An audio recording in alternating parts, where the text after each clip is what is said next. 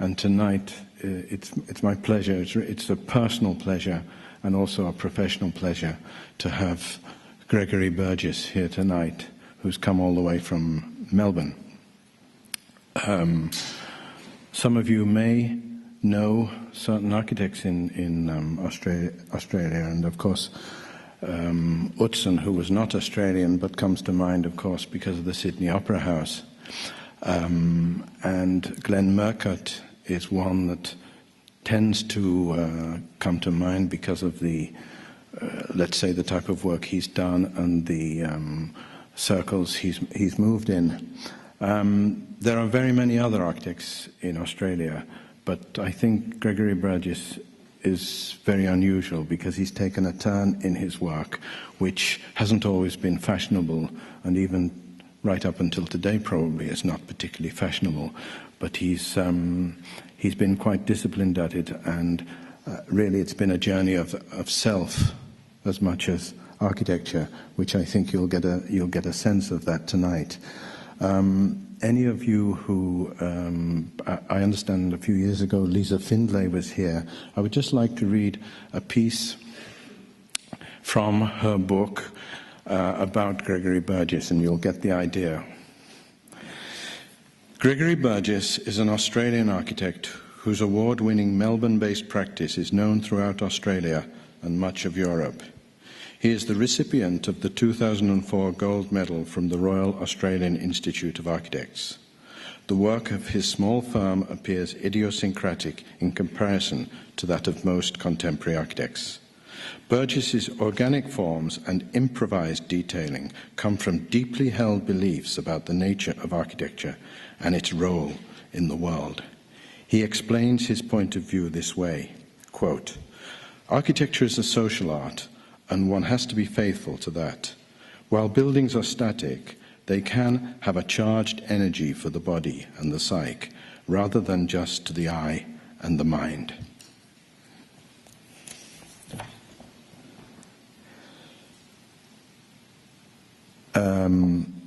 As usual, I've forgotten something, but I should say a big thanks to BBB Ottawa and Richard Brisman, who is in the audience. Thank you very much also for sponsoring this particular evening.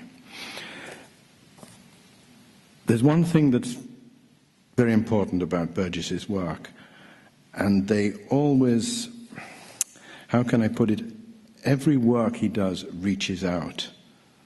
And when I say reaches out, what do I mean by that?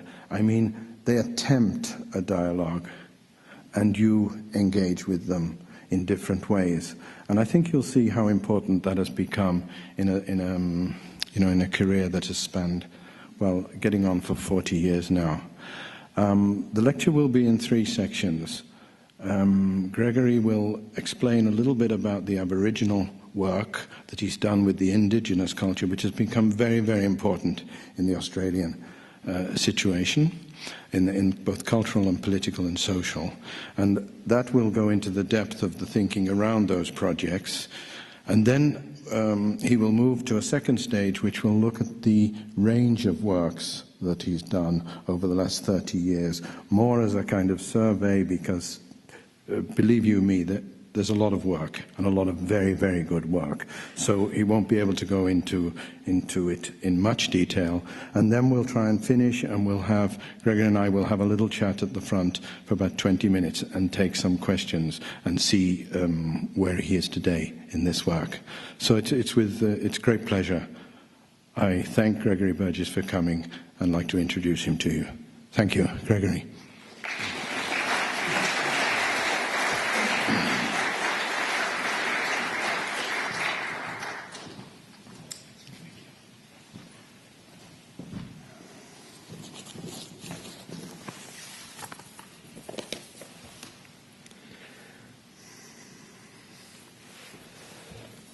I'd just like to personally thank Roger for the invitation to speak here tonight, and it's a real honour and a privilege to be here. It's my first trip to Canada, and I'm looking forward to travelling around a bit while I'm here.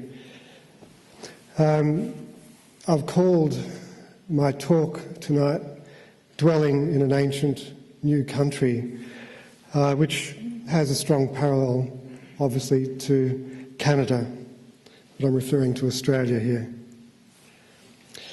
Australia, like Canada, is a vast and ancient land with its first people in a challenging cultural and spiritual transition following European invasion and occupation over the last 200 or 300 years. Australia has the oldest living culture on earth, predating American Indian culture by as much as 30 to 50,000 years. These cultures have a profound practical spiritual wisdom developed over aeons with much to teach us in terms of an ecological relationship to land and community. I've been privileged to work closely with desert, river, coastal and urban Aboriginal groups, helping them to regain a hold in a land where they've been dispossessed and dislocated from their traditional way of life by genocide, forced relocation and family breakup in the 19th and the first half of the 20th century. Part of my approach to architecture has been formed and influenced by the extreme cultural difficulties of this task. In attempting to recreate dwelling, belonging and community where those things have been radically disrupted by colonial settlement, I've had to develop an approach to the otherness of Aboriginal culture. This emphasises aspects of listening, responsiveness and care. Some pertinent questions arise which inform my practice. What qualities of thinking and feeling put architecture in a right relationship with society and the other, underpinning a renewal of openness, connectedness and care? Can architecture take up the challenge to help heal, nurture and reconcile our varied humanity in parallel with the developing an ecological sensibility? Is it possible to imagine a socially engaged architecture after the social failures of rationalist architecture, particularly in the depoliticised and formalistic excesses of internationalism? To explore these questions, we need to examine briefly what's missing in the contemporary discourse surrounding architecture and what could be reintroduced to the discussion.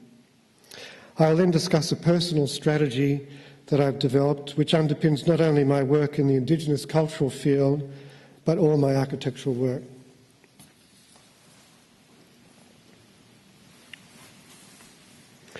Our times have sometimes been described as post-human, spawning an art and architecture of alienation. Symptomatically, many important public buildings and precincts loudly proclaim individualism and iconic celebrity, eschewing the more complex and subtle aims of fabric building, a more feminine strategy of weaving and mending place, underpinned by values of healing and nurturing communities. What Collins and John Wilson calls the natural imagination has been eroded from its position as scaffold and foundation for the cultural imagination, leaving us with an often dryly intellectual and self-referential architecture bereft of its roots in nature, the human body and the soul. In the concept of the natural imagination, our own body, psyche and soul are pictured as reverberating with the community body in infinite difference, in infinite recognition.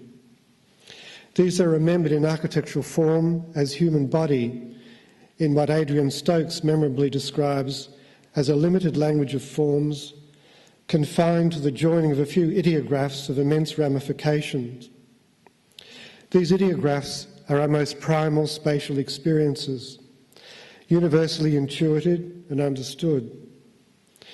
Torinobu Fujimori, the Japanese architect, combines the free imagination of contemporary culture with what he describes as Neolithic vernacular forms which have their origins in the circular natural material dwellings of folk building. Through this fusion, Fujimori gives new life to these threads of universally understood forms. This sense of continuum with the past, as remembered traditions of primal origin, reimagined, underpins the therapeutic, social and communal role of the architect. If architecture is to be more than visually based composition, theory, or merely commentary on lifestyle for a bored elite, a re-engagement with society, nature and spirit is needed, which addresses the more fundamental conditions of dwelling. In Australia, there are traditions of Indigenous shelter and shade construction of an ephemeral nature throughout the country. In my home state of Victoria, there are ancient remnants of circular-shaped stone construction some 8,000 to 10,000 years old, on watercourses where Aborigines once lived seasonally to catch eel. There has never been an Indigenous tradition of monumental architecture to build on.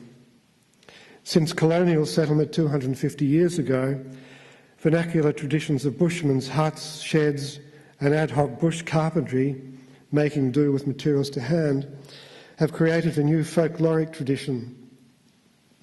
I've drawn off both these un-architectural homegrown traditions in aspects of my work. Accompanying these threads of tradition, I've evolved an approach to architecture over the past 4 decades which places social reciprocity in the centre of the design process.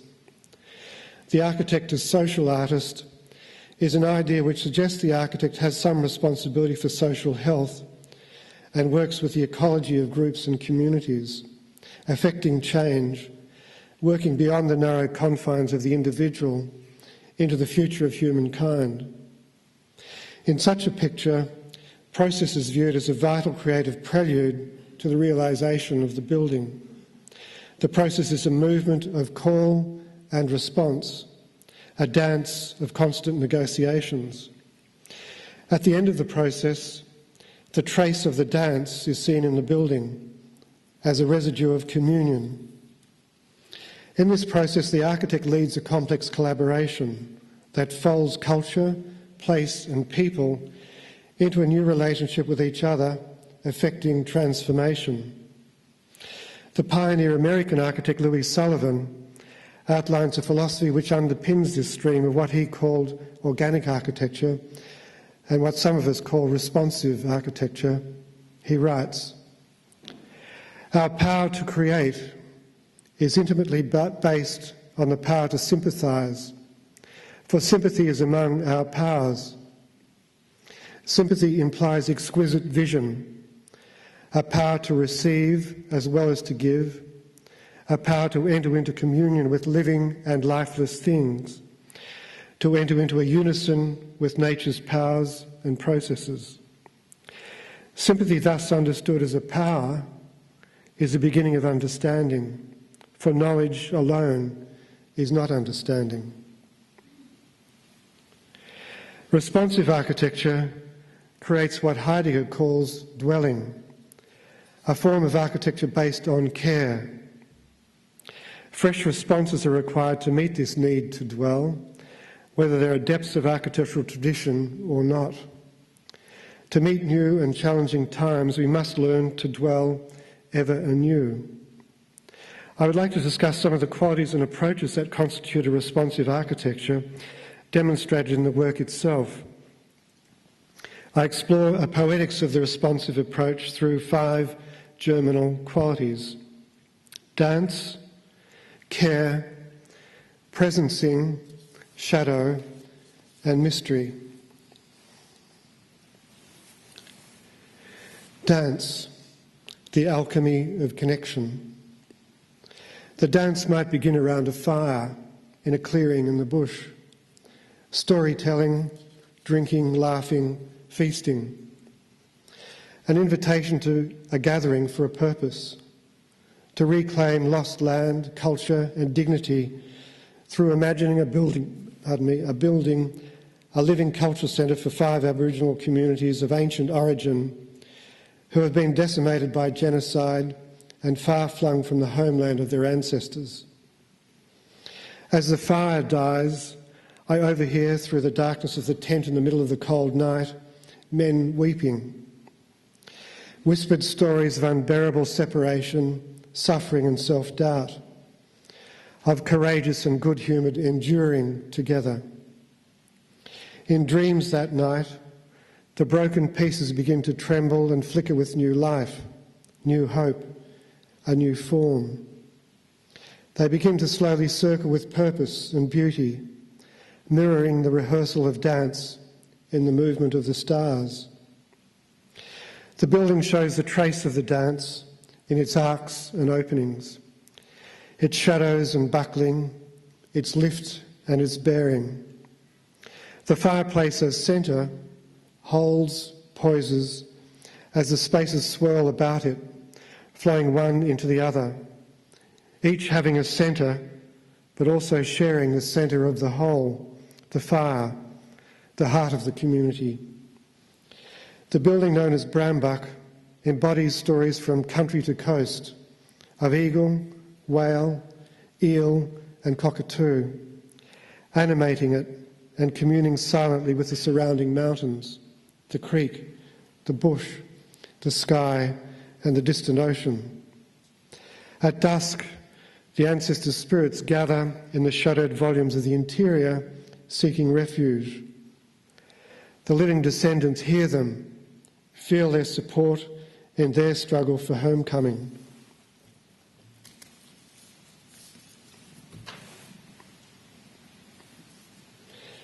The dance may begin in a room, in an outer suburb, in a circle of Catholic seminarians, alight with their visions and aspirations. They plan to relocate their theological college to the inner city for the 21st century, a new building embracing an old building, to celebrate and support their Christian values as they inform education, human development and social justice, engaging with the culture of the city. Their aspiration is for the old and the new to dance together, the spirit and the senses rejoined, to rebalance the masculine and the feminine, to renew the spirit of inclusiveness, tolerance and transparency, healing and reconciliation. Order is important, but also movement and flexibility, embracing change. Suggested sources for inspiration from the seminarians were surprisingly varied and even contradictory. They desired qualities ranging from the humility of St. Francis, the tenderness of Fra Angelico, to the spiralling complexity of a Bach fugue. Weaving these strands would be all part of the dance. The dance is seen in the building's free-flowing, unfolding gesture of connection, of reaching out into the world and conversely drawing space into itself as protected precinct. The surfaces follow a swelling and a breathing of the inner space of the building. The basic pattern is the lemniscate, an architectural figure described by Goethe. Nothing is inside, nothing is outside, for what's inside is also outside, wholly open secret. Mirroring the church itself, the building is animated by one curve, many views in a state of becoming, a striving for wholeness. A stair is the fulcrum of the dance, and here, as we climb, shadow gathers, gravity resists, while simultaneously sunlight penetrates and light uplifts. In this space, the beauty and silence of Estonian composer Arvo Pärt is evoked. In his words, "This moment and eternity are struggling within us." A new contract is drawn between place, architecture, community and spirit. Care, the gift. In Australia, Uluru, Ayers Rock, is sacred to Anangu, the Aboriginal people of the Central Desert, and has been for millennia. In 1990, we were commissioned to prepare a brief and a design concept for the Uluru Katajuta Cultural Center. The centre provides an interface and exchange of cultural experiences and perceptions between the Indigenous and the tourist. It is an Anangu place where the Indigenous invite visitors in order to educate and share cultural tradition. The design process involved living on the site for a month with Ananu, building trust, listening, consulting. The women elders played a significant role in conveying the cultural lie of the land, and in the following section I'll recount part of that process. Barbara Chakatu at Uluru enacts a sequence, unfolding revelations of space and perception. She treads lightly, running seeing fingers over leaf and bark. Looking, looking, touching, touching, she says. Feet feeling, feeling, seeing stories underfoot. She turns, showing how the tourists could experience entrance to the site, not facing the grandeur of the rock, but away from it, experiencing the land. Then guiding an imaginary path to the entry, she turns towards the rock and sees it for the tourist, as if for the first time. Then turns her tourist away from the spectacle to enter the building. Tony Jamawa, an elder and lawman, says, "We've rounded up the stories and have them like horses in a yard for you. Now you're on the inside. Draw it, build it." This is the invitation to enter with care. A communing is called for. Ananu, the people of the Central Desert, are immersed in their own world. Metaphorically speaking, their countenance is turned away, moving out and sweeping round. Their gaze is elsewhere on a spirit-filled cosmos, mediated by stories and beings held in the land, held in the stars. Jamawa says the knowledge is in the land. It cannot be destroyed.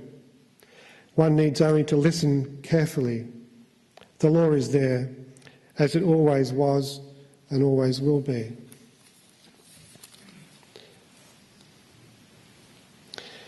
Entering into the other's place, space, across the culture of the land, across the wounds of dispossession and colonialism, one listens, sensing out resonances, shadows, fleeting openings. With the women, we mapped a site, footsteps making and marking out the features of the ground. With the women, we follow the givens of animal track and trace, make neighbourly shifts to accommodate rock and tree, dunal directions, the grandeur of the rock always to our back. We skirt between and around the lie of the land to make a space in which timeless rituals of figures in a landscape can find a gathering in, a natural gathering up. To commune with the sensitive chaos of the other, one opens one's senses. I'm listening with my back, my hands, my feet. My bodily space is alert. I'm feeling my way. We move over the land. The ancient dead desert oak is gathering a site up around itself. It is a clearing with a story manifesting in its midst. The women move around it. It gathers up. It is marked auspiciously with a grove of tiny desert oak seedlings around the base of the original. Shade can be made. The women have found a Wiltshire site, the shade of soul, the shade of the dead, a shade to shelter. Out of that will come a building. The building will not be frontal, its gaze will be elsewhere. It will gather up around the ruin of the great desert oak with its promise of renewal. See with your heart, says Jamawa. Presencing, spiritualizing matter and materializing spirit. What is presencing in architecture?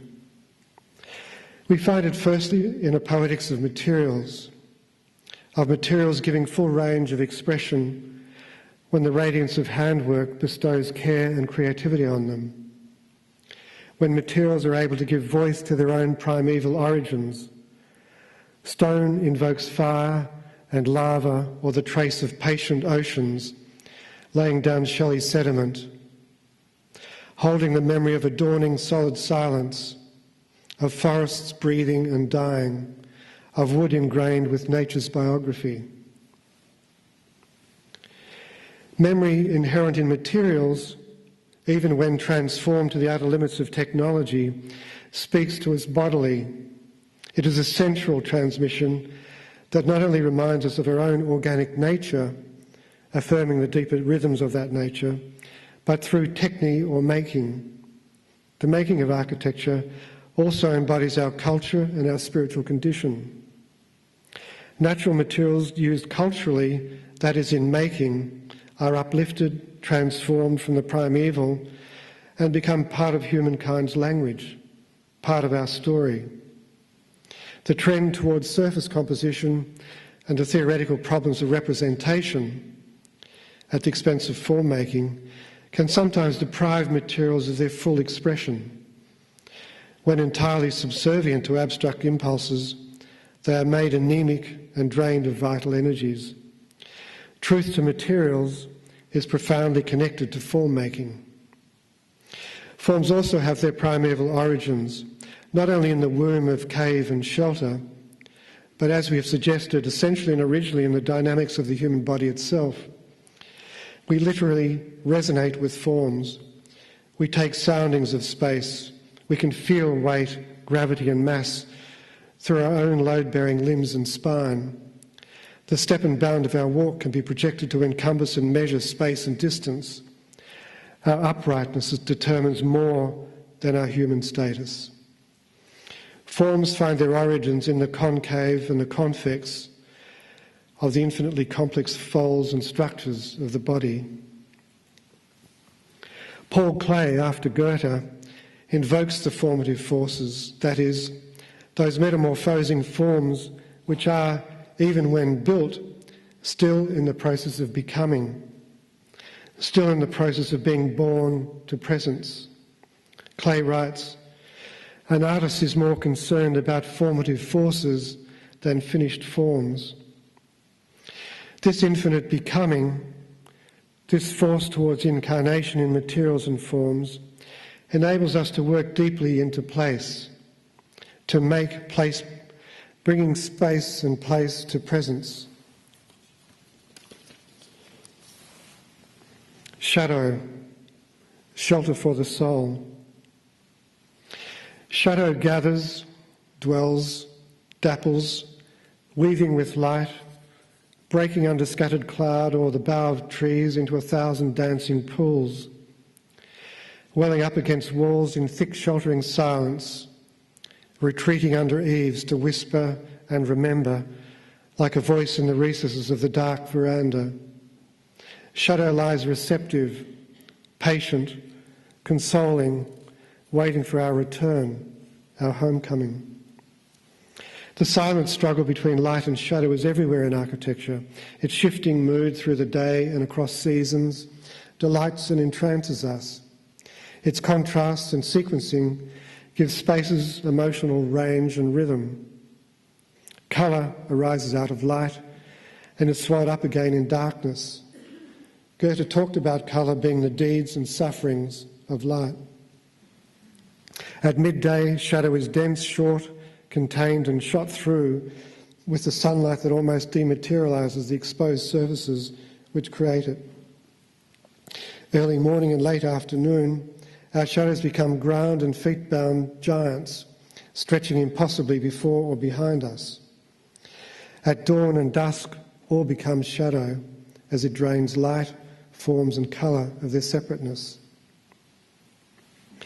Shadow in Aboriginal understanding is simultaneously shelter, soul and the dead, evoking its liminality, its in-betweenness. It is both the shadow within and the shadow we cast. A sheltering and concealing shadow is a matter of survival under a harshly exposing sky. It is also a matter of internality, the inner concavity where depth, the feminine, the ground of the psyche can gather substance. It is the dark inner ground where remembrance, mourning and the watering of wounds can be attended to. The layering of space with light and shadow reflects the layering of our psyche, offering it retreat, sanctuary and protection. Places of shadow can engender healing by allowing for mourning, making place sufficiently richly nuanced to act as receptacle of loss and absence, to be a refuge for a strengthening and a rejuvenation, followed by a re-emergence into the light and the world.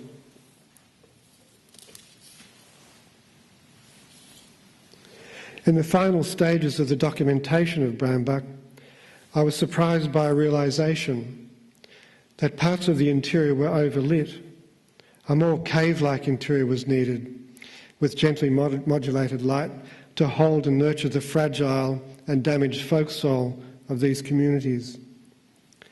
Sometimes architecture is asked to express tragedy as well as hope, to support the mourning of loss as well as celebration. From this need, a difficult and poignant beauty can be born. Offering refuge for the folk soul is not a retreat into primitivism, but a reconstellating of the forms, materials, spaces and energies necessary for healing and human well-being at its deepest level. What is brought to surface, to composition, to style, to predominance of the visual sense, may not scratch the surface of the deep physical, emotional and spiritual needs of individuals and communities who have been dislocated, and is that not all of us? In architectural terms, a reinscription of the other senses needs to occur. The mobile body and the human spirit should be readmitted into architectural process.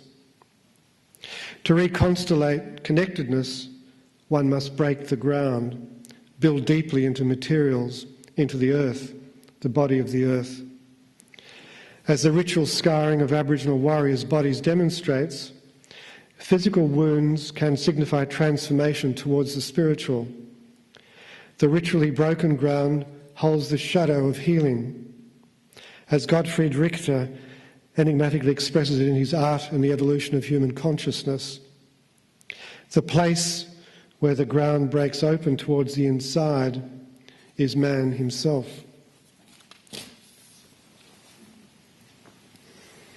Mystery, living with questions. There are many dances for exploring the mystery of the unknown space in front of us, and each has its own choreography. This entrancing space is always ahead. We need to allow for its ambiguity, its uncertainty. We can trust to the intuitive steps of our dance to carry us across it. It is a space, a ground we can keep open without preemptive conclusion. Contradiction, ambiguity and paradox become catalysts for living everyday life more authentically, more poetically, and with spiritual and imaginative resonance. The space of mystery is a space left open, an imaginative space letting in the unanswerable, the ineffable, a space where we can hold the mystery of human suffering and tragedy as well as an affirming acceptance. Being present to the mystery of the everyday brings a prophetic imagination into our midst. Unknowing, or as Keats called it, negative capability, is the natural air of the artist. It is a source of creative tension, of receptiveness, when our deepest questions are kept in play until a right moment, an intuitive alignment, and a germination takes place. It is an act of courage and faith to maintain this space against the economic and commercial imperatives of running an architectural practice. But there are rewards for the work in allowing this rich space of arrival. There is also the possibility of enchantment, wonder, and mystery gracing our lives. The young embrace this space. It is their very medium. They can be encouraged to have faith in themselves in the midst of their unknowing. Their questions, their dreams will mould the future.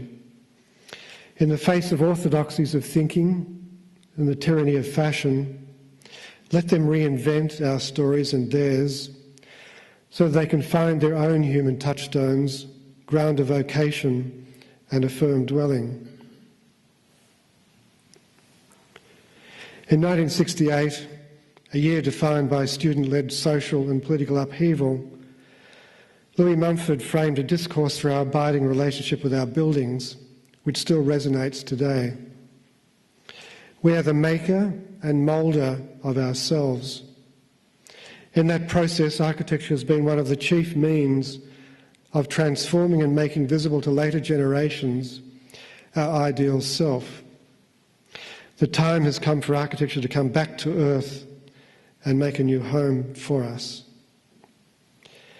The abiding call to renew dwelling as an architecture of both roots and wings, affirming our spirituality, our humanity, and our place in nature, is always the challenge before us. It awaits our response. Thank you.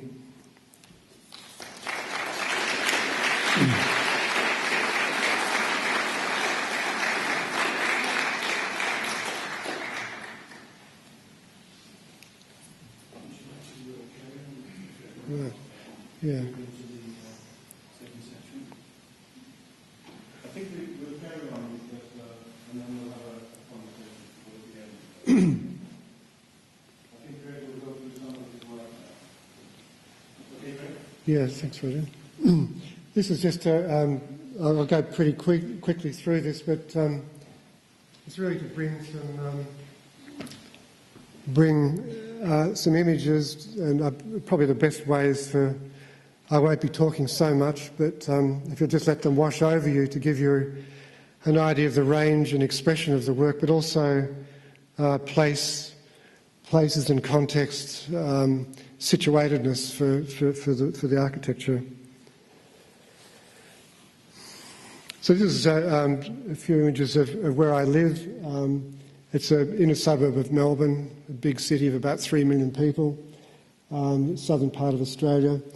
Our place of residence or our place of work, our place of retreat are all very important in the way they support our work and our lives. And this is a little wilderness garden in a very small plot.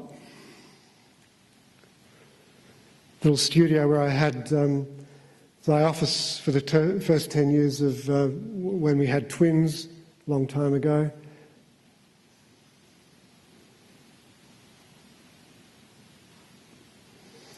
A little country cottage which was a few years ago totally burnt out in a bushfire, place of retreat, walking and contemplation, a very good balance to the city. Our office, also in a suburb, the same suburbs where I live, which is an old foundry, quite a sort of harsh environment, but a supportive environment too.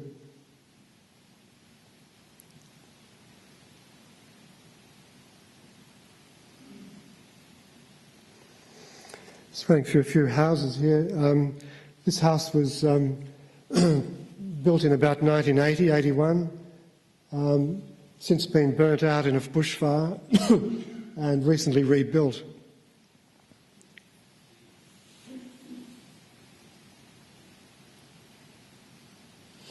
Has a walled garden and an approach across a raised walkway through the garden, around a fountain. The centre of the house has 3 different stairs in it which rise up. Quality of celebration of the centre of the house through gravity and light, and as transparency out through veranda rooms to the wider landscape.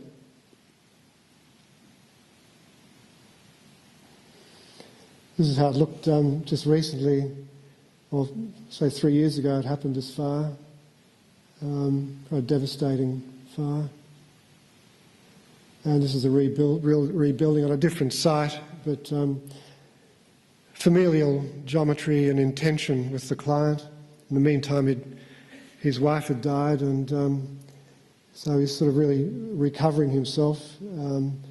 And so the house has a certain relationship to the original, but quite different too.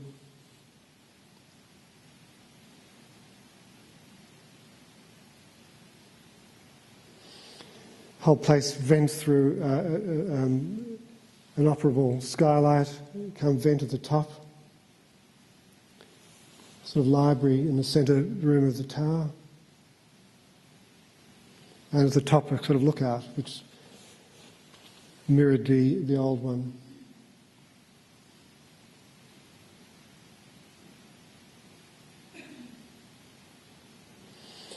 Periodically, as architects, or we have anyway, participated in exhibitions and competitions and collaborations where the architectural functional brief is not the prime concern.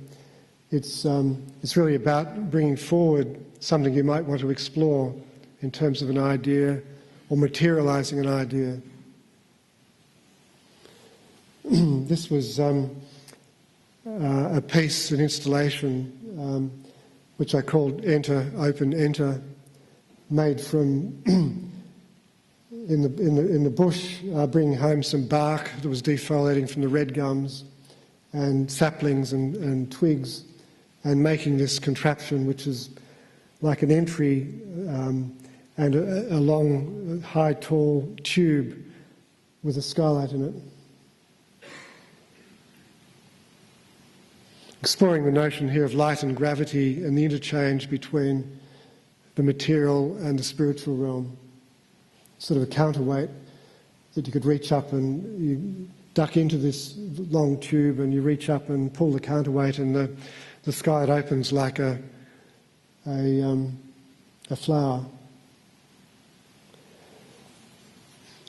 Around the same time, we're doing some housing, very low-cost housing, low-income housing in the inner suburbs. There'd been a lot of demolition in Melbourne about 30, 40 years ago with the wonderful old high-density, low-rise being demolished and very high towers being built. And this was part of seeing that was the wrong thing to do at the time. So they wanted to reintroduce the Ministry of Housing as having some sensitivity towards existing context and heritage, but also the quality of living for the people, the families living there.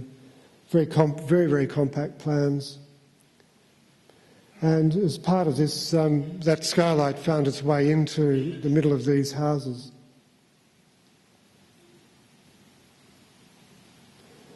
The competition here for a meditation chapel. It was a Japanese competition. It was based on a sacred geometry and the Kabbalah, the Jewish Kabbalah, Tree of Life. A house about the same time called Windhover, and working with that very similar geometries, both in section and in plan.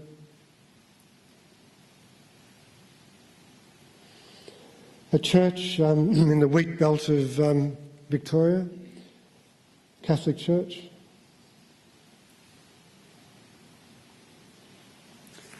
Based on a sacred geometry again of the Vesica Pisces. The Vesica, the oval or the Vesica-shaped centre there was the nave of the church, or taking up the analogy of Christ being the body of the church.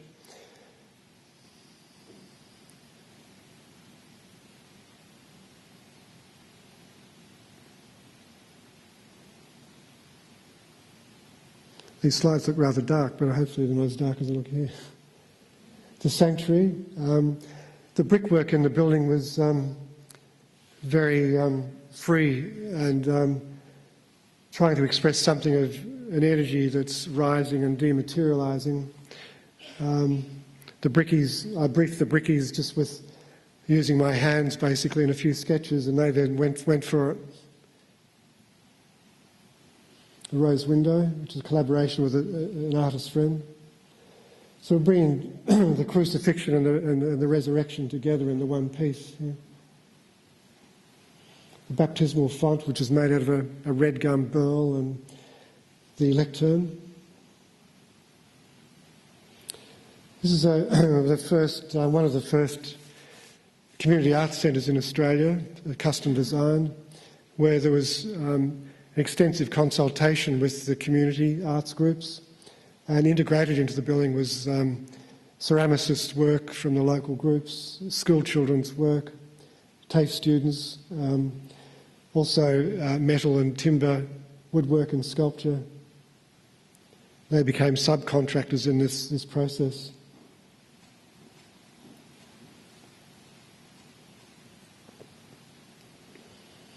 Started off with only about a dozen groups, but quickly grew to 60 or 70, and each group feels that it's home to them.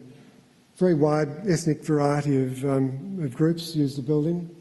Quite a lot of Chinese, but also Russians and Vietnamese and many others. The centre has a lounge, kitchen, fireplace which opens to the garden. A series of courtyards. There's a community garden adjacent to. Ceramics workshops. A lot of the materials were donated as standard drain pipes and glazed on site with the kilns and fired in the kilns that were eventually put into the building. Some of the detail around, which is primary school children made the leaves, and a sculptor employed as a subcontractor made the grate. A library, very proud established community of environmental activism and art. They were the original impulse of this community came through very strongly with the council who was overseeing the new building, wanting to both embody and continue that tradition, but also to re-envisage it, to re-inspire that vision in a contemporary manner. A lot of earth brick in this, recycled timber and radially sawn timber. So there's quite a strong environmental agenda here, a green agenda.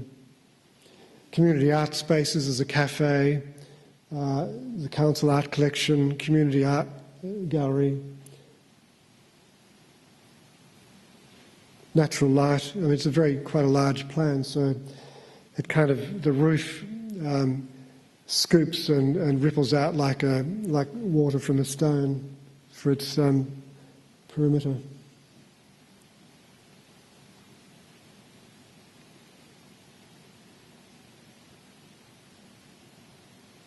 Recently we did some additions to this building for a children's storytelling room and garden, and also some changes inside. So this has now become, instead of the control desk, it's become a lounge area. Children's room. Building for a platypus. I don't know if you know what the platypus is. It's a bit like something out of the Coles Funny Picture book, with a bill, duck bill, and this was a research building to try and breed some platypus in captivity, and to give a sense of the habitat of the platypus, the variety of animals and other creatures that live in the creeks.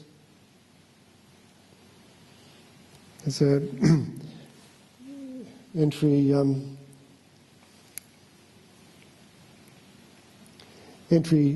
across here.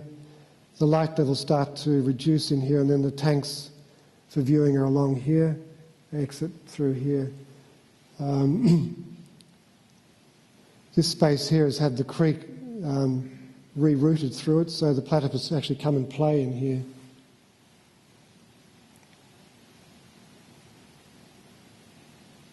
The entry, where the creek comes in. The light levels, because it's a nocturnal creature, the light levels become very low, and part of the design was to reduce them. Also, we do very small projects like this pavilion, like other pavilions, that are little pause spots in natural environments or spaces where you get information about a landscape or a sort of cultural spot.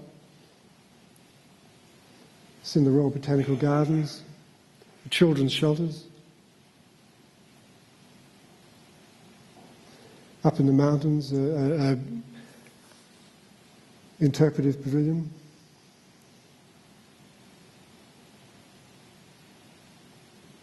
Toilet block on the seaside.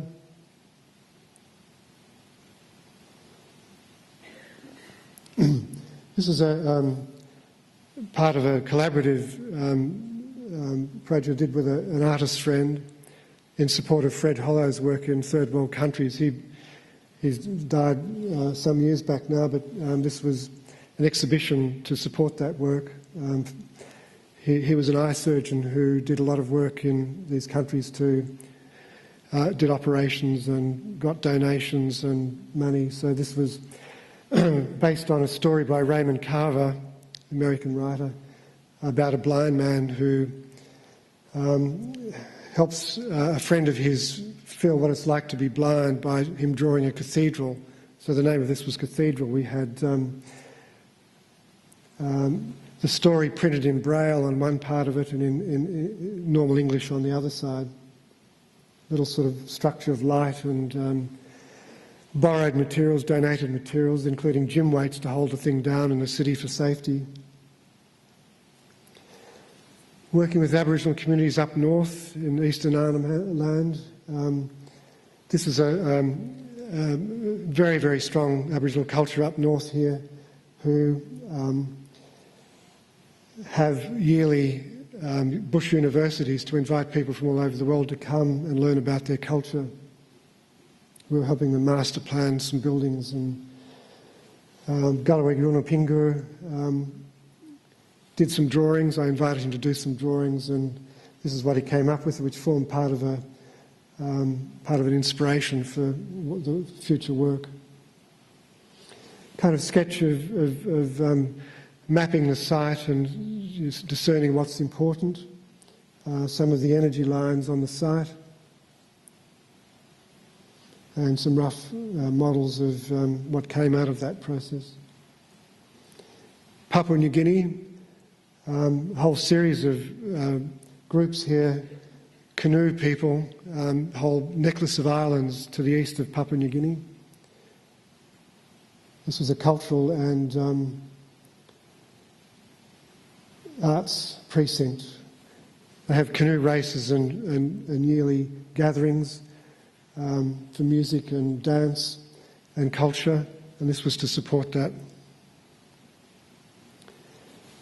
A building for a grassroots community, or a whole series of buildings. This is a master plan for a 10-acre site built on an old rubbish tip. This group's been going for 20-odd years. And is concerned with energy, how to live, how best to live, how to sort of manage agriculture, the balance of things. Works by consensus, which is quite painful sometimes.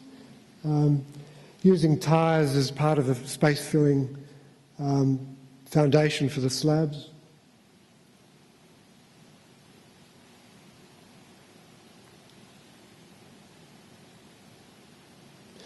And one of the buildings has these air and light wells coming right down underneath a walkway at the top to bring light and air to the rooms underneath. A little cafe. This is a geothermal hot springs project on a large 40-acre site. So there's bars through the landscape. You climb up gullies too. There's aquaculture, growing fish. Whole series of massage spaces. It's on about stage 2 at the moment. It's Roger there in his terry toweling kind of dressing gowns. Great shot, Roger. The foyer. and down to the dressing rooms, foot baths.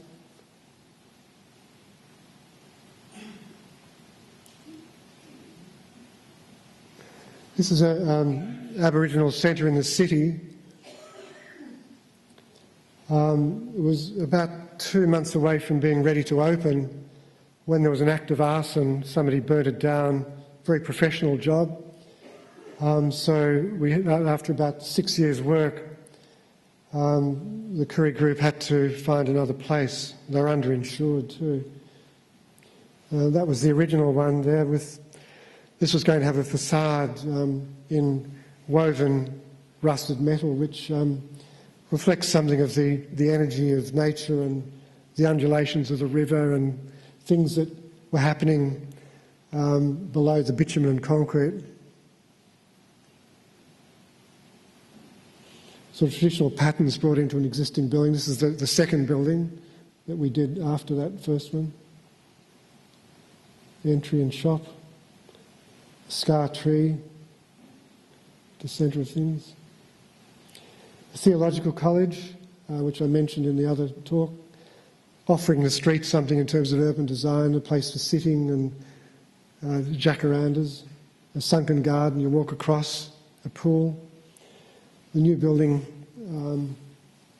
here, the existing building here, so it's very much a complementarity. That's some of that energy we were talking about before of reaching out to the world and gathering space in, protected precinct.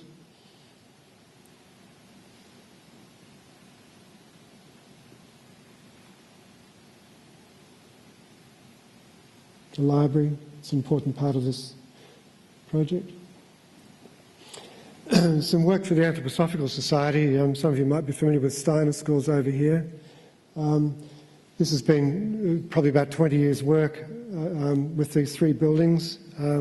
There's the original building here, which was a space for meditation and music and movement, a library, and a large sort of gathering space here. It's on a top of a hill and has great views out to key mountains in the vicinity.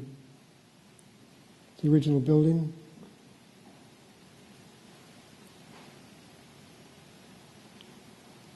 Library.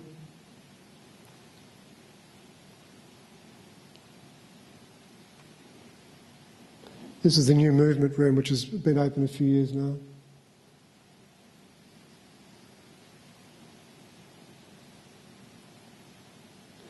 A few houses.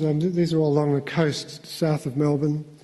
Some of them, a couple of them are for very extended families, like three or four generations, and some of them Holocaust survivors. Sort of protected courtyards in here, and very large views up the coast and out to the horizon. Here, a pool, a living room out the front, overlooked by the kitchen in the centre, family room and dining room, and then bedroom wing back here with a children's playroom.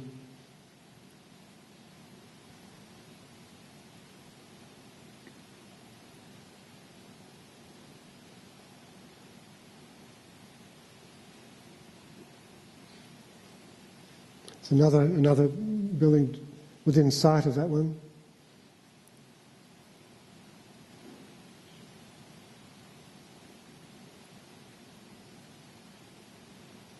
This one's made from rammed earth, which is material we're using quite a bit. I'm not sure in Canada whether that's a common material or not.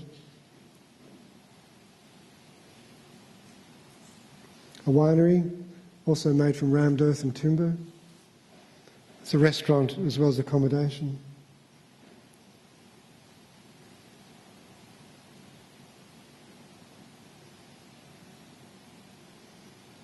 Another building along the same bit of coast, made from stone and timber.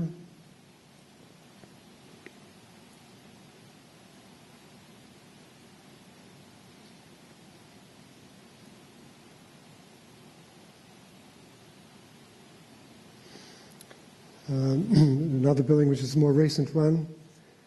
These aren't completed shots, but they give a bit of a feel for the coastal. There's a different part of the coast.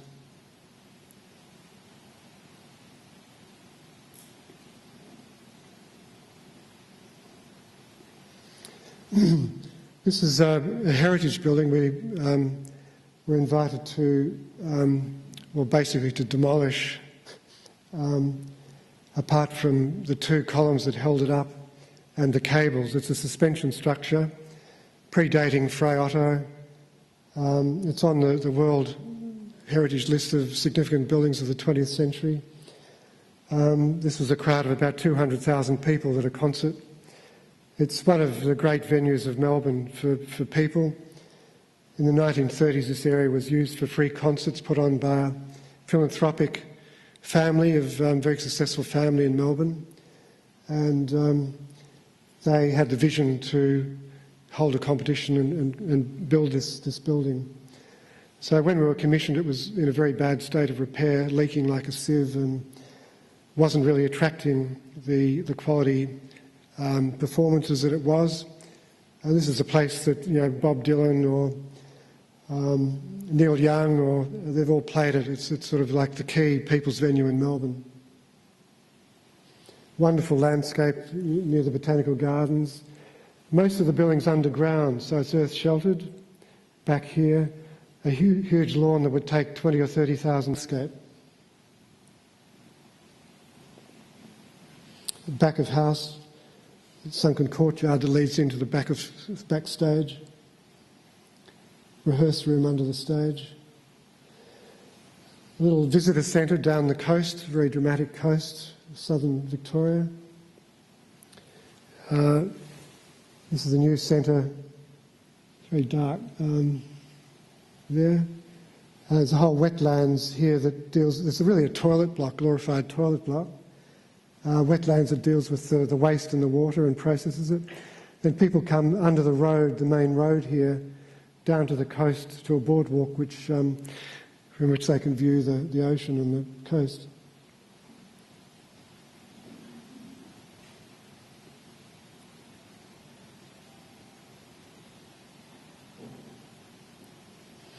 Another visitor centre, gateway to the high country.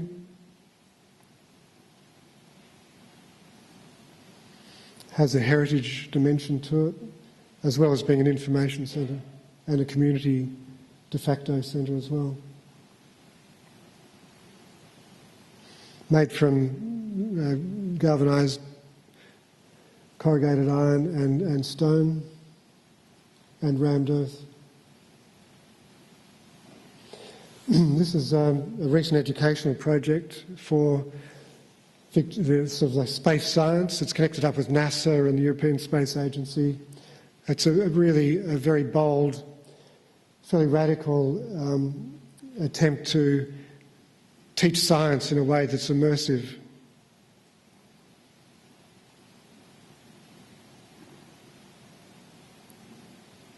So students come here and do simulated trips to the planets, go on mission control, do experiments on the surface of Mars.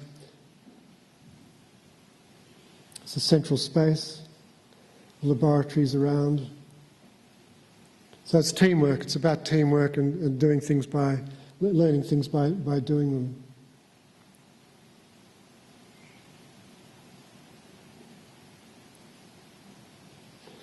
And they had the trips to the planets here, then put on their suits and go through this little chamber out onto the surface of Mars. They get in here and have the doors locked and press a button, and there's all sorts of traumatic things happen. Give them a feel. It's doing experiments. It's a very sophisticated floor under this sand. It's been simulated as closely as possible to the Mars surface, and it's able to be free to freeze or shake or do all sorts of things that the real surface would do. Some green housing in an inner suburb, very conservative and heritage sensitive area. The front's very polite. It's a Victorian terrace area, and the back sort of starts getting a bit wild where you can't really see it. A lot of recycled materials and probably around about half the usual energy consumption of a normal apartment project. A little Presbyterian chapel that was we renovated for a Christian community. This is the original building. Very dark interior. And the renovated front. Just a few small things that were done to. This is the new front here. New entry point here. They couldn't get the coffins out properly without sort of half losing the body, I think, before. This is an art gallery down here, and a sort of art workshop area out the back, and a counselling room here, and some offices down the very back.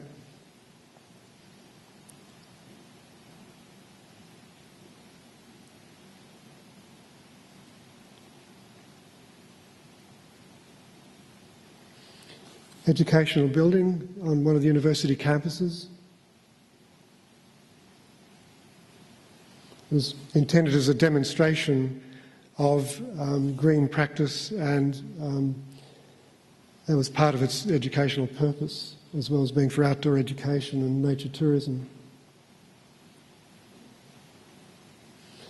A music school and performance arts centre for another school in Melbourne.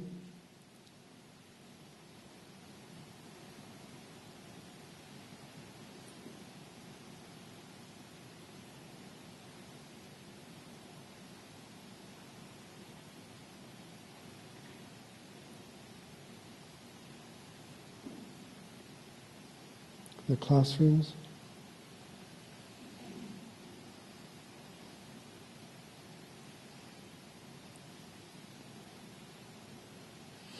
Very recently completed Performing Arts Centre out east of Melbourne. Has a very strong Indigenous collection, and part of the very sensitive area in terms of surrounded by residences, so the scale had to be broken down. Use of precast concrete and steel.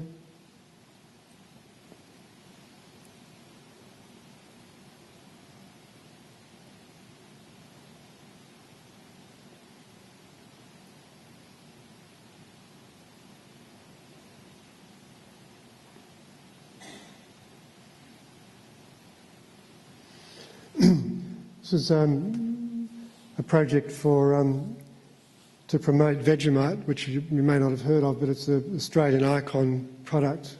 Very black, yeasty, salty, and probably addictive, I think. So part of the idea here was to make a building that housed the arts, supported the arts, and had a conference centre and cafe and restaurant. So it was really about having fun as well as the functions that we're generating.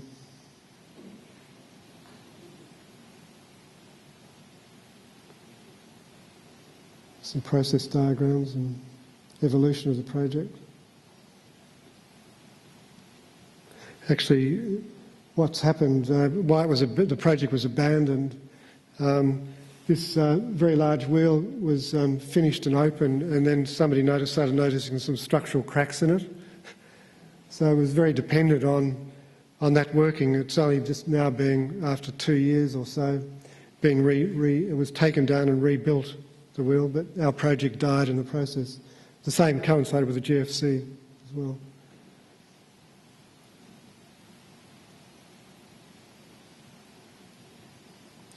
Another performing arts centre was just just about being complete now in the country.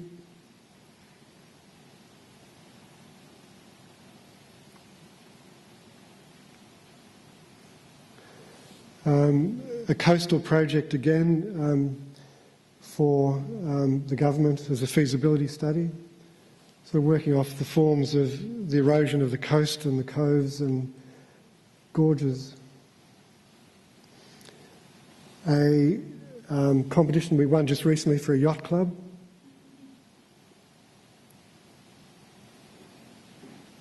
It's a new school that's just recently been finished. Again, fairly radical. No classrooms in this building. It's a very radical reinvention of the nature of school.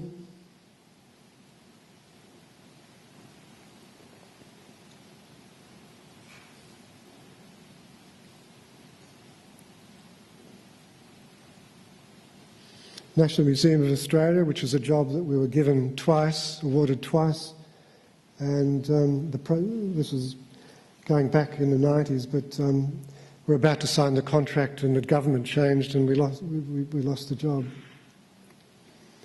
Another competition for Federation Square in Melbourne, an art gallery competition.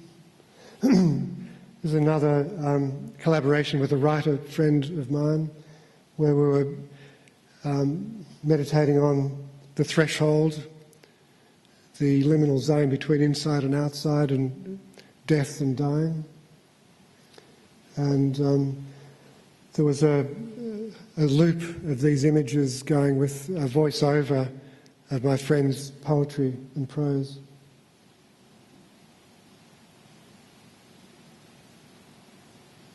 That's just a small sample of that. Just finishing off with a couple of exhibitions. This one was called Shelter, Unkindness, based on a Scottish psychoanalyst's book called Unkindness, Adam Phillips. Fujimori was part of this exhibition as well. And my wife and I made a structure from beeswax blocks. We sort of saw the beehive as a real model or paradigm of warmth and cooperation for human society as well. So we were working with the bees wax blocks, and we had bees come into the gallery here through the security doors looking for a place to hive. So we're using irons to actually melt the blocks a bit to get this structure stable. Now it's a structure geometry based on that sacred geometry again, making a centre, sort of a middle space which is representing collaboration of my wife and myself, but also in terms of kindness, the qualities that allow that space to develop we saw as an important point. Teased out silk that my wife made as a cloud above the centre.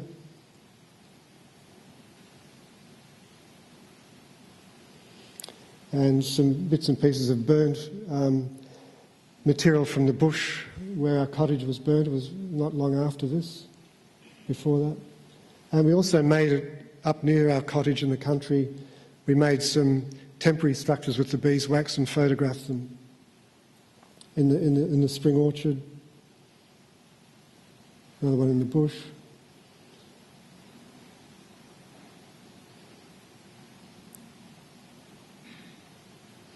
And finally, this is a collaboration just about a year ago with another friend, artist, called Interior Castle, based on the mystical writings of St. Teresa of Avila, Spanish nun. This is the threshold into the building here, which is oranges that are rising up from the bottom and appear to be kind of floating. It's like a metaphor for meditation or...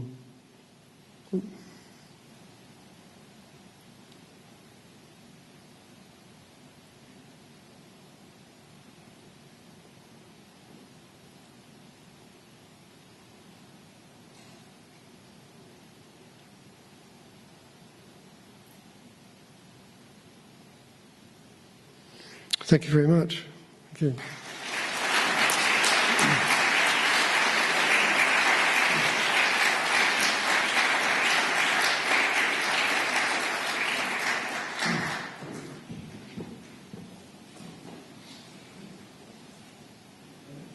Greg, would you mind taking the microphone?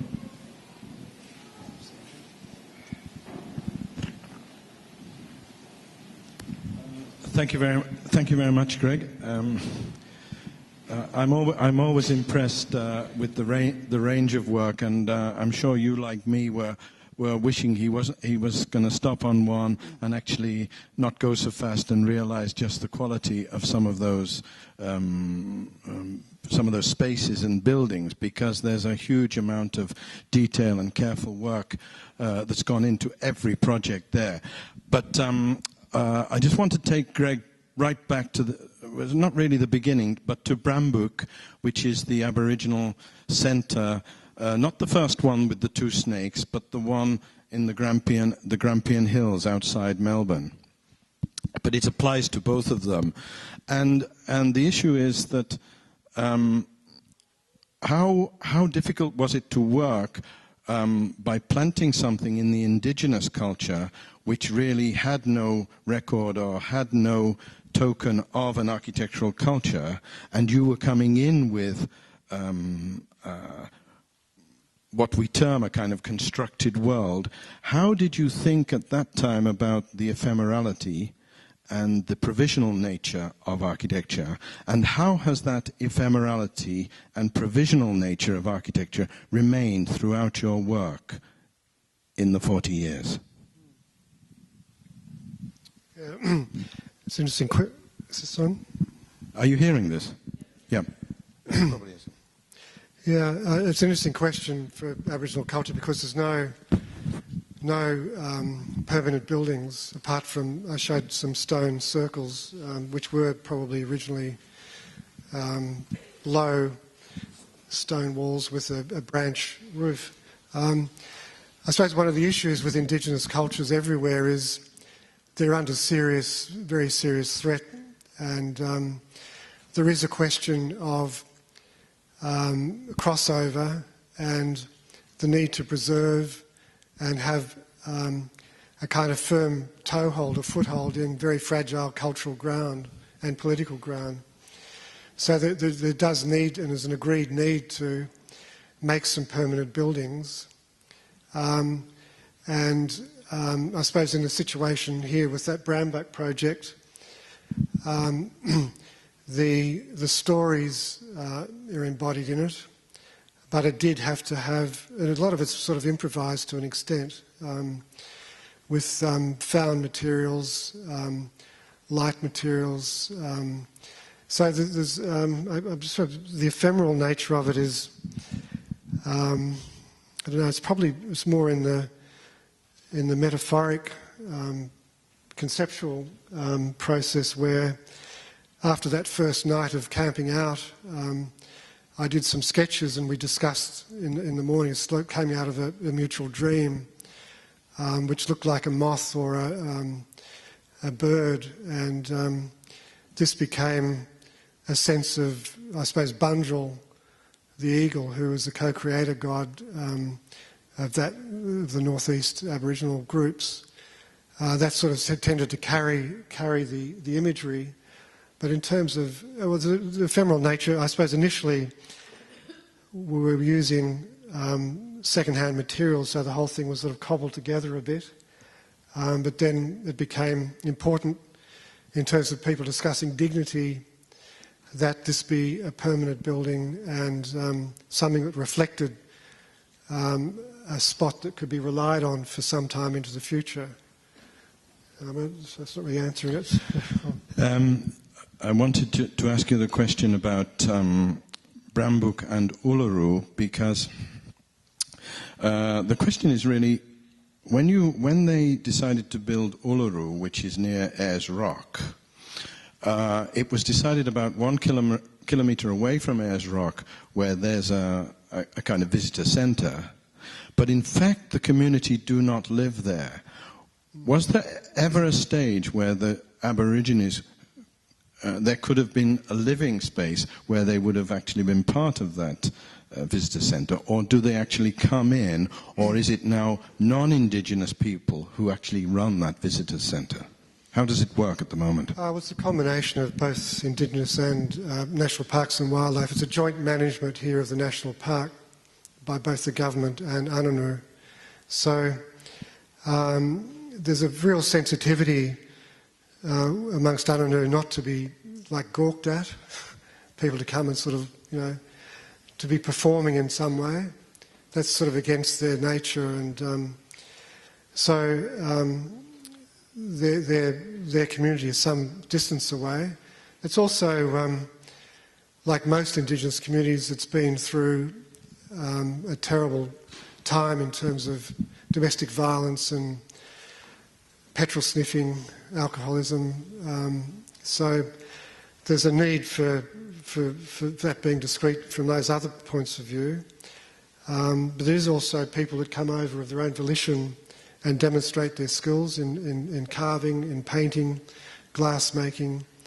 So there's an exchange going on, but not really, and I think Lisa Finlay in that book you read from deals with some of the political implications of Indigenous people being expected to behave in a certain way just for tourists. So there's always a tension there between the dignity of the human beings and what tourists need to know. But previously there'd been bus drivers giving very inaccurate information, and at least now they've got some control over their stories, and there's a lot of their own paintings through the buildings which have various translations which give their own stories and view of the land, the culture, the relationship, and even some advice to tourists about, say, not climbing the rock, because it's a sacred track of Mala, the hair wallaby. Just to follow up on that, I was telling the students this afternoon, and I'll tell you the little story because it's a very nice little story. The book Greg is referring to is Building Change, Architecture, Politics and Cultural Agency, which I think is worth looking at. And there's a whole chapter on Uluru, the Ayers Rock Centre. But as the centre has developed, generally people would come in the coaches or in the buses. You can almost imagine Priscilla, really, in this one. But they would come in their buses, stop at Ayers Rock, get their Instamatics out and their digital cameras, and put their rucksack on and walk up the hill. And it's called the climb, and it's quite a trek. And then they do it, and then come down, and then when they come down, they think, okay, they'll go to the Aboriginal Center. And when they get inside the Aboriginal Center, they actually realize that, well, it's a very sacred place, and the Aboriginals ask you not to climb it. So they're really guilt-ridden that they have climbed this particular rock, come down into the center, and actually been pointing out that they shouldn't really have climbed it. So you get these sort of guilty messages apologizing to the Aborigines in the visitor book that are sorry, I didn't know this. But it's perhaps the wrong way round. But I think Aboriginal people also feel guilty because quite a few people die on the rock from heart attacks or fall off, so they actually feel very responsible for that. Down the bottom there's a lot of plaques of all the people who've died on the rock, and so there's a sort of a trade-off in guilt there, I think. There's a nice that the Aboriginals call the people walking up the Ayers Rock the Minga, which means ants, because when you look at them from a distance, they just look, very, very small. Any of you who know contemporary British slang know what mingin means. Maybe none of you here in this room know that mingin means awful in British, in Manchester slang. Mingin, something is awful. Anyway, please, anyone who would like to ask a question, because I'm going to carry on for about 10 minutes. If anyone has got a question to pose to Greg, please come and ask. Please, would you like to come to the microphone, sir? Thank you. Hi, Greg. I'm a local architect, and I'm just overjoyed to have seen your presentation. We really needed this kind of talk in Ottawa, and especially in front of an audience of students. And I didn't realize you had a book, but I was going to ask you if you would be kind enough to give a copy of your talk to the students so they could read it again and absorb it properly. But since you have a book, they can buy the book. well, it's a good point, because they are filmed and the material is available. So the copy of the lecture is available, but it's a good point. This isn't a book on Greg's work, actually. It's just one chapter. Oh, okay. So my demand stands then. And one thing that's really interesting about you is your approach that you say was influenced by your dealing with the indigenous, the natives, their spirituality and all that. And I think that all of us here in the West have forgotten that we have that also. Okay? And there are many other people that have written books about it. I can think of two. George Simmel, the sociologist that worked, he influenced the planning school of Chicago, University of Illinois, I think, something like that. But most recently, even there's the writings of Bolnow, the Polish philosopher, who's written a book called Human Space. And if you read that book, it's got everything that you've talked about in there too. So what I'm trying to say is that we have that history in our Occidental backyard, but somehow in the schools of architecture, they didn't bring that across. So we've got legions and legions and legions of architects who are not doing it. Okay, they're not approaching the problem-solving methodology the way you've explained it there, which is beautiful, which is more humanistic, philosophical, religious, mythical, psychological, all that stuff. Here we tend to do the scientific method, problem, solution, approach and solution, logical, not getting into all the other political or unknown or fuzzy ways of approaching it. So it was really nice to see that. And I think that it's also a message for us practicing architects when we deal with clients that we have in our city that's just destroying our city because of what? Because of their own particular, well, I call them sociopaths, most developers in town. The way they come into our neighborhoods, they have no concern about the culture in that neighborhood, the people's understanding of things, and they just come in and they plunk their rack and stack situations around. So it's, to have you, a voice like yours, to come here and possibly enlighten this audience, I love it. Thank you. Thank you very much for your comment. Greg, can I ask you? Let's be, let's be pretty honest. I've been in situations in Melbourne where this sort of work is still treated with a certain amount of scorn. So I wanted to, and Greg knows very well what sort of opposition he's faced over the years. This is no exaggeration. But what I want to ask Greg is, how do you see the change happening in schools of architecture at the moment? How do you see this element? Do you see a little more sensitivity coming in to the issues that you're framing, or are you really out on your own there? I think it varies. There's about 5 schools of architecture in Melbourne, 5 or 6. 5, I think. And they do vary. I suppose you could characterise the spectrum from being maybe too design orientated at the expense of depth and even science. And there's nothing wrong with science as long as it's balanced with equally with the other things that are important. And the question is who says they're important? What matters to me may not matter to you or somebody else. So the schools do vary. I don't think there's not. I can't really say there's a school that works in the way that I would think's probably with that sort of breadth. But I think there could be a lot more done to deepen the education process by focusing more on the individual's self-development, where they feel a very strong connection with the building and the process and its potential. I think maybe there's a separation of the process, becomes more of an intellectual process rather than a full body psyche process. And I think that requires particular challenge, I think, to both teachers and students. But that would be my preference, that there's sort of a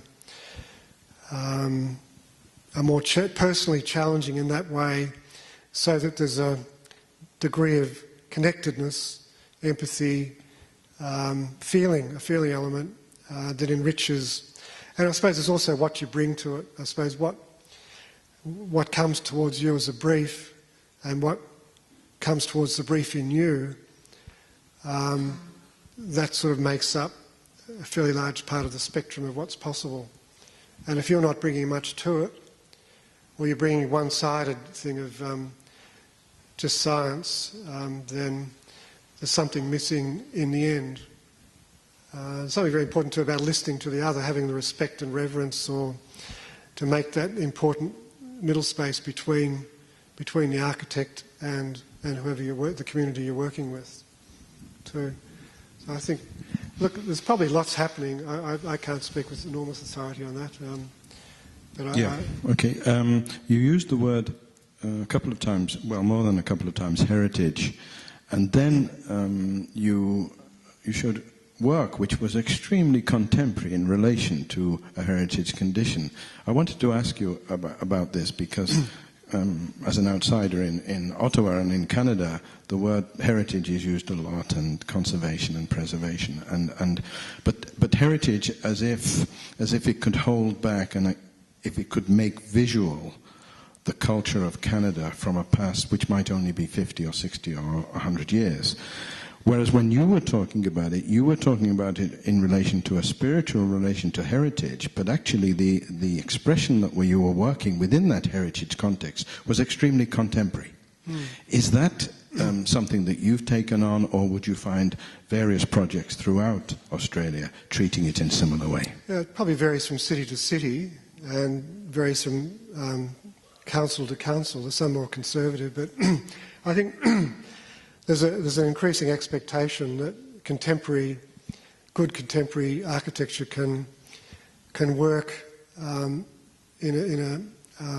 be in play, if you like, in a dynamic and positive way, so that the dignity of the older or the heritage building is maintained and even increased to some extent by what's worked around or adjacent or through it. So I think there's and there's some very good conservation people in Melbourne. There's a certain expectation that it's possible. It's not sort of a blanket, no, you can't do it. If you can do it with confidence and show how it's going to work, then you get listened to seriously. I think that's it's maybe important that there's a flexibility there for doing something without closing the door, without thinking. But it's true that sometimes things aren't done as well as they could, but there's always processes for dealing with that. So I think there's I really get very excited about heritage projects and working with them as a kind of complementarity or a dynamic that is not possible when you're just doing a new building. I find that I really get excited about that. Yeah, thanks. Because it is in other sense it's working with the other. You know, the other's the other building, and there's a sort of a dance possible. Well, that was true in the Catholic seminary, where you had presumably to respect the existing building in Melbourne, the Catholic seminary, and then you could snake that form around it, which actually cupped the existing building very nicely. It's the gesture, I suppose it's the gesture that you make to the other building. And this is where I like to connect ourselves with our buildings, because the whole life and intent of the human being can be made parallel with the building. There's something very similar there that I think is important to carry as a real understanding. Would you like to ask you a question? Yeah, I'm a fourth-year student in architecture at Carleton, and you mentioned a project that you did as a school that didn't use classrooms, And I was wondering if you could elaborate on that a little bit, sort of the ideas and how that worked. Yeah, I suppose it's like revisiting the 70s, 60s, 70s, when classrooms went out of fashion for a while, but then it was found it was impossible with the acoustics. And I think now, having a place like that, the acoustics become very important, but also programming who's in what part of the building when. So the spaces are more like, almost like cafeteria spaces or studio spaces at the university. And I think there are still some problems, but it was gone into quite deeply in the process about the various devices you can use to discreetly separate groups and the acoustic treatments that can aid that. But I still think it's a bit problematic. I don't think it's what it does is loosens up the whole flow through the buildings, and people still have their own areas, but there'll be a lot of shared areas as well. So it's really acoustics, I think, and programming are the two things that go together there. Thanks. Thank you.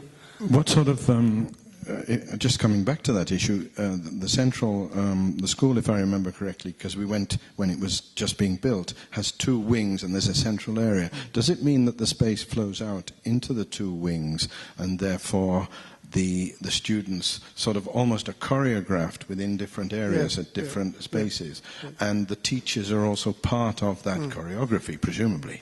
Yeah, and I think it's particularly demanding for the teachers. Like, this was a school set up, the education wanted to try something innovative, so they chose a particular headmaster or a sort of principal who was willing to train his staff, and he was quite a charismatic sort of character.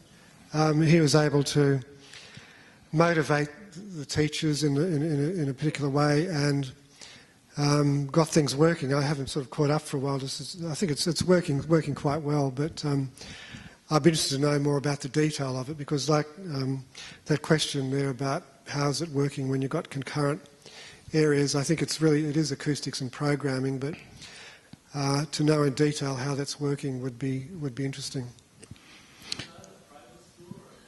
No, it's a public school. Like, it's a very bold initiative. When you say public school, yeah, public. It's a government school. What years? It's a senior secondary, so it's year 10, 11, 12, which probably makes it more possible than sort of younger. So there's a bit more discipline in one sense. You talked about exhibitions, and I know exhibitions have been important to you from very early time. Do you feel that you continually have to work ideas through exhibitions and it comes to you, or at this stage do you consciously seek them, or do exhibitions come to you now? How do you work with other people? I mean, given the time you've got.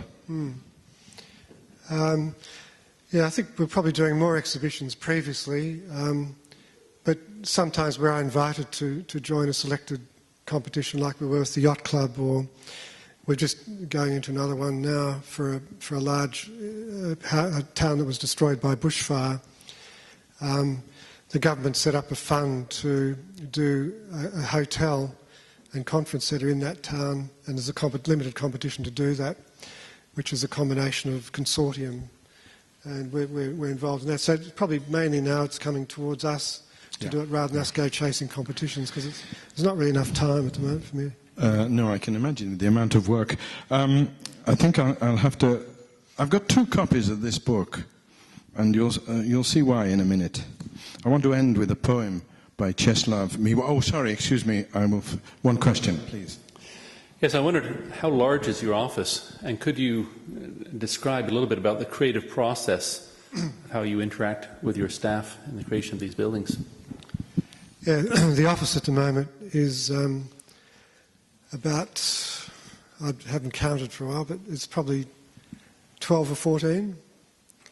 It moves up to 25 and maybe down to, hasn't been 6 for a long time, but around a dozen or 15 seems to be to suit in terms of, I'm involved in every project, and it's about a good number, 12 to 15, that you can have meaningful contact with each person and keep a reasonable hand. Because we do a lot of projects at once. I mean, I don't know how many at once, be somewhere between 12 and 20 active projects at any time.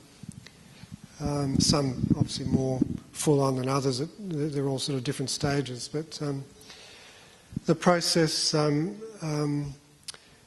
varies from project to project. I try and keep continuity right through the process and do pretty much all of the conceptual work, and then keep a hand in the unfolding of that work, or I'm the guardian of unfolding that work through the design process. I get still involved in documentation, but that's something I'm trusting to teams to work through with my involvement, but it becomes less after, say, design development. The schematic design development, documentation, and then administering the contractor on site works. I'll go when I think I need to go, but I'm not. So documentation and administration of contract, my time becomes more limited. But in the first two stages, I'm very heavily involved. The first stage in particular. Okay. We work with models a lot, physical and digital models. But I still like physical models too. Yes, the office is amazing because all the models from the previous projects are all around. So there's the memory of the whole history of the office with the models. But I'd like to finish. Our friend who came up mentioned Zygmunt Bauman, Polish philosopher, and he mentioned the book. One of Bauman's interesting books is Liquid Modernity, which also would take us back to some of the things that Greg has talked about.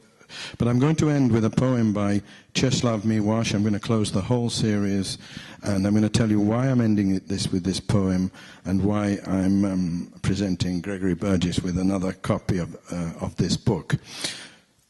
This is Miłosz, who, a Polish poet, lived till around 92, died in the 1990s. Very fine poet. To find my home in one sentence, concise, as if hammered in metal. Not to enchant anybody, not to earn a lasting name in posterity. An unnamed need for order, for rhythm, for form. Which three words are opposed to chaos and nothingness? Greg and I are embarked on a little journey now. I'm not sure I'll come back to Carlton, who knows. We're going to, we might end up in Lapland, or we possibly will end up in Lapland. I will be going to Melbourne, and we decided to share a journey together around generosity and architecture. Not generous architecture, but generosity and architecture. And we've started it 2 years ago, and it's very nice because we come in and out of each other's presence. So I would like to thank Gregory Burgess for coming here today, for giving this, and I hope after 2 years he'll come back and we'll present what we've done on generosity and architecture. Thank you very much, Greg.